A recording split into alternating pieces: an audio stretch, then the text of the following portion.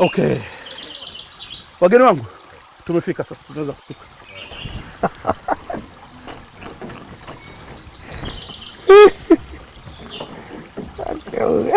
Hatari sana. Karibuni sana wageni wangu.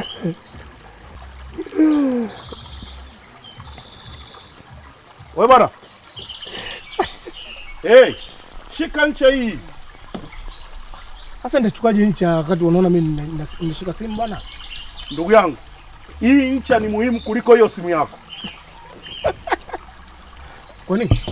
Kwa sababu tumepewa maelekezo hayo. Shika hii ncha. Hizi nani kama mimi tumesoma shule moja. Haya bwana. Wageni wangu twendeni. Sasa tunaelekea huku.